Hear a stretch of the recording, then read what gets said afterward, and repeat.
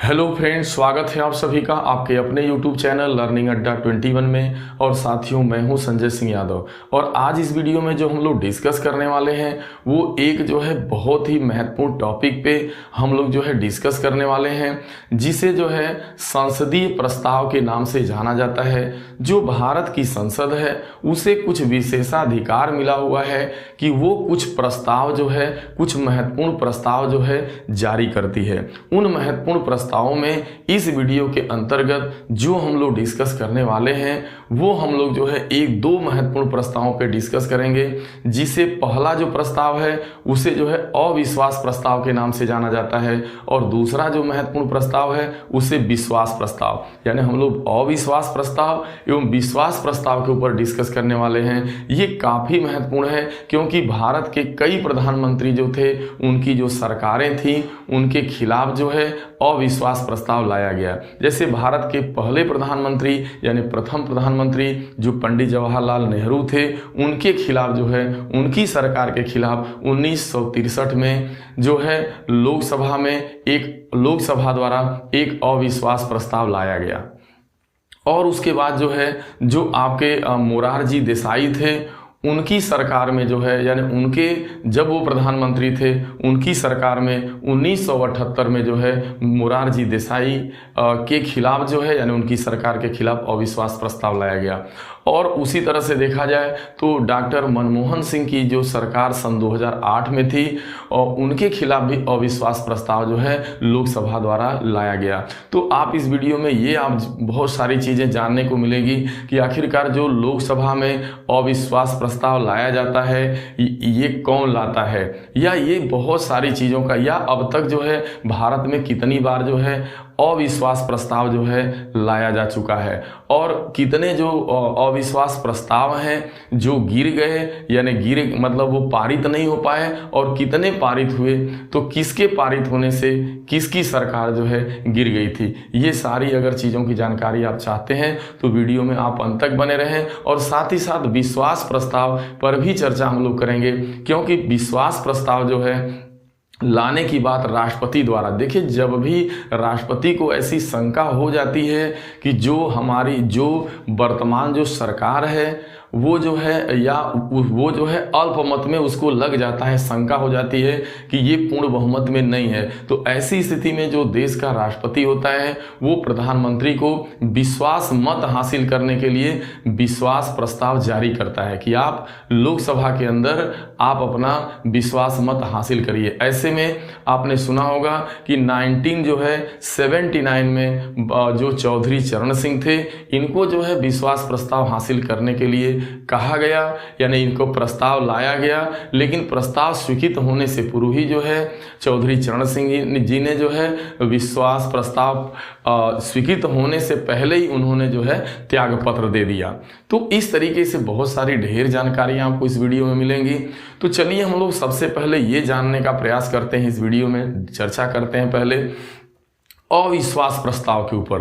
तो देखिए हमारे जो भारतीय संविधान है उसके अंतर्गत कहीं पर भी जो है इन दोनों प्रस्तावों का उल्लेख नहीं किया गया है, ना ही अविश्वास प्रस्ताव का, ना ही विश्वास प्रस्ताव का। दूसरी चीज ये है कि वहां पर जो है भारतीय संविधान का एक अनुच्छेद 118 है, जहां पर यह बात कही गई है कि जो भारतीय संसद है वो अपने कार्यों के लिए या जो है अपने कार्यों का सही तरीके से संचालन करने के लिए नियम बना सकती है। यह बात अनुच्छेद 118 में दी गई है, और इसी शक्ति का प्रयोग करके जो भारतीय संसद है वो, और उसके अंतर्गत भारतीय संसद के अंतर्गत भी जो लोकसभा है, तो लोकसभा ने अपना जो है लोकसभा को चलाने का, संचालन करने का बहुत सारा नियम बनाया है। तो उसी नियम में एक नियम है उसे कहते हैं नियम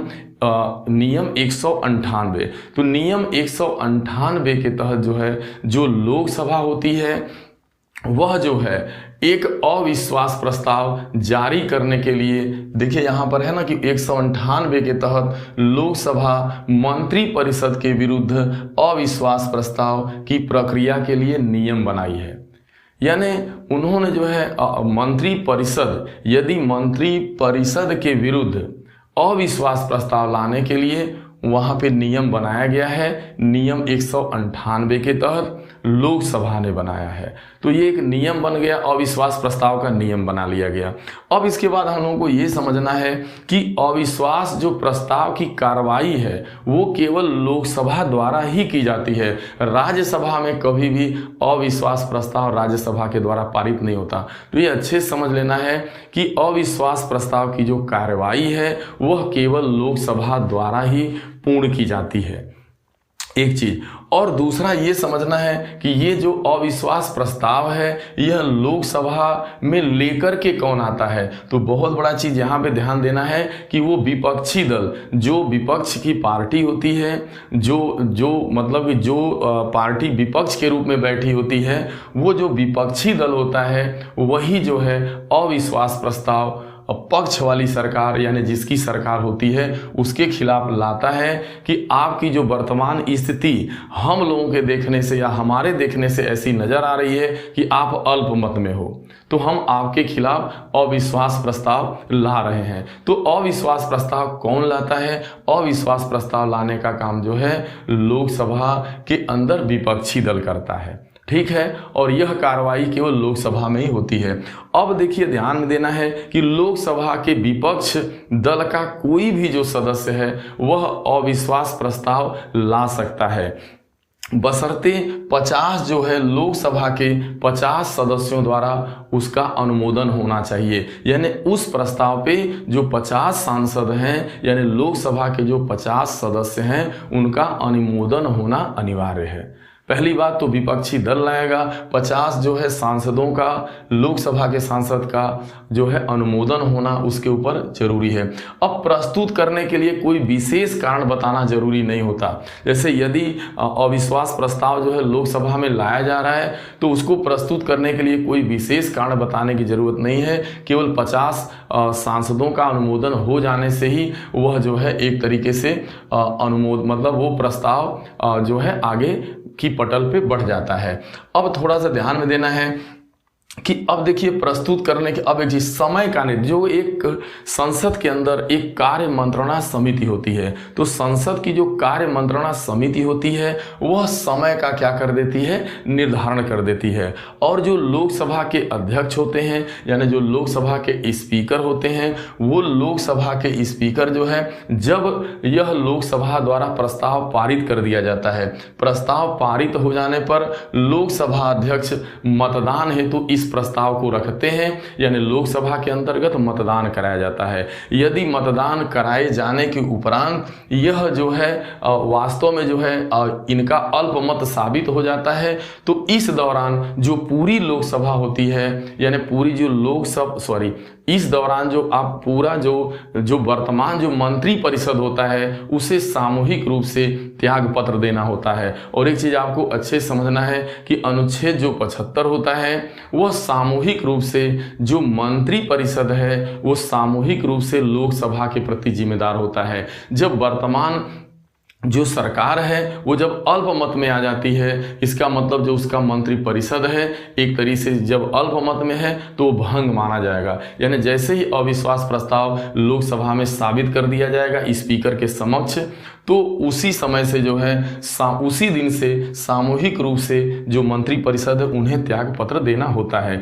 अब देखिए ये अविश्वास प्रस्ताव आपको समझ में आ गया कि अविश्वास प्रस्ताव है क्या चीज, किसके द्वारा लाया जाता है और कौन जो है और किसके द्वारा लाया जाता है और कितने लोगों का अनुमोदन होना चाहिए, ये सारी चीजें।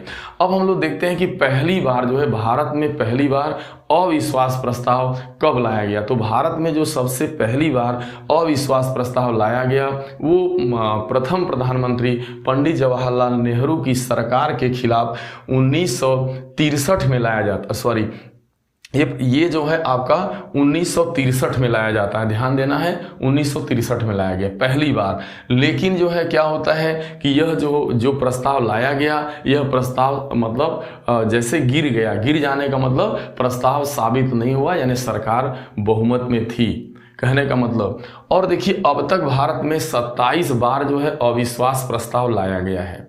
27 बार अविश्वास प्रस्ताव लाया गया, 26 बार जो प्रस्ताव है वो पास न हो सका, मतलब गिर गया। कहने का मतलब बार जब 26 बार लाया गया, जितनी बार लाया गया वो जो है अंत तक पास नहीं हो पाया। तो पहली बार इनकी सरकार में आया था पंडित जवाहरलाल नेहरू के 1963 में। अब तक 26 बार जो अविश्वास प्रस्ताव है वो प्रस्ताव पारित न हो सका। लेकिन ध्यान देना, एक बार जो है अविश्वास प्रस्ताव जो था वो पूर्ण रूप से पारित हुआ था। वो किसकी सरकार में? तो 1978 में श्री मोरारजी देसाई जो प्रधानमंत्री थे देश के, और उनकी सरकार थी। और उनकी सरकार में जो है, उनकी सरकार के समय जो है यह अविश्वास प्रस्ताव जो है पास हो जाता है, और उनको जो है उनके पूरे मंत्रिमंडल को त्याग पत्र देना होता है, और उन्हें भी प्रधानमंत्री, क्योंकि मंत्री जो परिषद होता है उसका जो अध्यक्ष होता है वो देश का प्रधानमंत्री होता है। तो श्री मोरारजी देसाई को प्रधानमंत्री पद से त्याग पत्र देना पड़ा था 1978 में। और जो अभी जो है 27वां बार, जो अभी तक जो सबसे लास्ट जो प्रस्ताव आया 27वां बार, वो 27वां प्रस्ताव जो लाया गया बार, वो जो है डॉक्टर मनमोहन सिंह की सरकार के खिलाफ जो है आपका 21 जुलाई सन 2008 को लाया जाता है। लेकिन 19 मतों से यह भी प्रस्ताव पारित नहीं हो सका। मतलब जो है डॉक्टर मनमोहन सिंह अपना जो है पूर्ण बहुमत साबित करने में एक तरीके से सफल हो सके। यानी 27वां बार जो मनमोहन सिंह के खिलाफ आया था वह भी पारित न हो सका। तो अब तक 27 बार लाया गया, 26 बार विफल रहा, एक बार केवल आपका सफल रहा, और वो भी 1978 में मोरारजी देसाई की सरकार के समक्ष। तो ये अविश्वास प्रस्ताव के बारे में डिस्कस थे। अब हम लोग विश्वास प्रस्ताव पे करते हैं। देखिए विश्वास प्रस्ताव, देखिए अविश्वास प्रस्ताव जो होता है वो आपकी लोकसभा के विपक्ष दल लाता है। लेकिन यहाँ विश्वास प्रस्ताव जो होता है, एक चीज ध्यान में रखना है कि यह जो है भारत के राष्ट्रपति द्वारा लाया जाता है। जब भारत के राष्ट्रपति को यह शंका हो जाती है कि इस बात का उसे संदेह राष्ट्रपति को हो जाता है कि जो वर्तमान जो सरकार है और उसके जो पीएम है वो लोकसभा में उनका बहुमत नहीं है, यानी जो वर्तमान सरकार है उसका लोकसभा में बहुमत नहीं है, इसका उन्हें संदेह हो जाता है। तो ऐसे में वह जो है प्रधानमंत्री को या पूरे मंत्री या प्रधानमंत्री को एक विश्वास प्रस्ताव लाने को कहते हैं कि आप एक विश्वास प्रस्ताव लाइए, और ला करके जो है विश्वास मत जो है आप इस पूरे जो है सदन के अंदर आप विश्वास मत अपना हासिल करिए। यदि आप विश्वास मत हासिल करने में सफल होंगे तो आप प्रधानमंत्री पुनः बने रहेंगे। ये चीज, और एक चीज ध्यान देना है कि जैसे शून्य की खोज, जैसे शून्य काल जो है, देखिए एक संसद के अंदर एक शून्य काल का प्रहर होता है। तो जिस तरीके से शून्य काल का प्रहर होता है और उसी तरीके से जो विश्वास प्रस्ताव है यह जो है भारतीय संसद की व्यवस्था की देन है। जैसे शून्य काल का जो प्रहर है यह भारतीय संसद की देन है और पूरे दुनिया के अंदर, और उसी तरीके से जो विश्वास मत हासिल यानी विश्वास प्रस्ताव जो है वह भी जो है भारतीय संसद की ही देन है। कभी भी आ जाए कि जो है विश्वास प्रस्ताव कहाँ की देन है, तो भारतीय संसद की ये देन है। ठीक है, भारतीय संसद द्वारा एक तरीके से लाया गया यह एक प्रस्ताव है। अब देखिए ये चीज विश्वास अब कौन लाएगा, तो बता ही दिया गया कि जो विश्वास प्रस्ताव लाने का, देखिए विश्वास प्रस्ताव प्रधानमंत्री या मंत्रिपरिषद के किसी भी सदस्य द्वारा लाया जा सकता है। अब देखिए इस विश्वास प्रस्ताव को लाने का उद्देश्य क्या होता है, वो ये उद्देश्य होता है कि लोकसभा पूर्ण बहुमत में है कि नहीं। अगर लोकसभा पूर्ण बहुमत में नहीं है, ऐसा राष्ट्रपति को लग जाता है, तो वो विश्वास प्रस्ताव लाने की बात करते हैं। विश्वास प्रस्ताव अगर पास नहीं होता है, मान लीजिए विश्वास मत हासिल करने में आप सफल नहीं हो पाए, तो आपको प्रधानमंत्री पद से जो है त्यागपत्र देना होता है। तो अब तक देखिए भारत में 3 ऐसे प्रधानमंत्री थे जिनको जो है विश्वास प्रस्ताव साबित करने को कहा गया।